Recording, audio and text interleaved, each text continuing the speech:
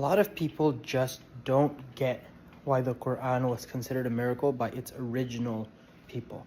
You know, a lot of people bring up science and eloquence and like symmetry and all these different things that those people had no idea about. Like they did not know that, but they still considered it a miracle. And the way to think about this is imagine like your best language, okay? If it's English, Spanish, whatever it is, your best language that you've spoken since you were born and you're most fluent in. Some guy comes along and now he, number one, starts using words that you and nobody in your society has ever heard of. Brand new words, okay? Number two, he uses words that you do know, but he gives them a brand new meaning, right? So you've never used that word in that particular way. Number three, all of the words that are coming out of his mouth are the most suitable words for that situation.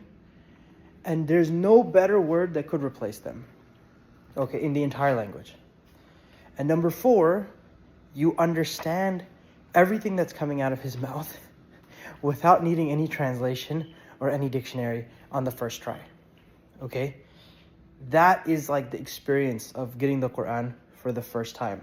And you look at like the vocabulary, you look like salah, zakat, like who was saying this before Islam, right? Who was saying hajj and, you know, like siyam, like all these different words and vocabularies that we have within Islam, which are like specific Muslim words, right?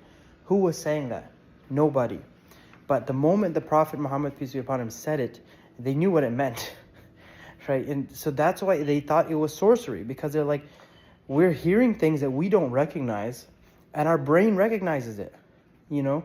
Like our knowledge of the Arabic language is automatically putting a meaning into this word that's new, right? It's like a very strange out-of-body type of experience.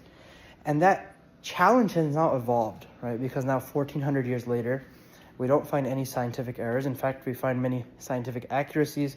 We did find all of these poetic elements like the symmetry and like the circular structure, you know, and how certain ayat have word counts that are like miraculous, and certain things have letter counts that are miraculous.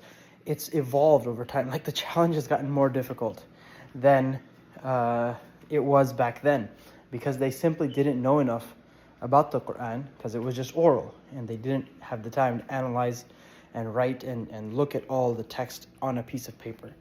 So that's the experience of the Quran. And so if someone wants to like fulfill the challenge of the Quran, do that in your language. Do it in English, do it in Spanish, do it in Portuguese, whatever language you speak. Try to do these four things and see if you can do it.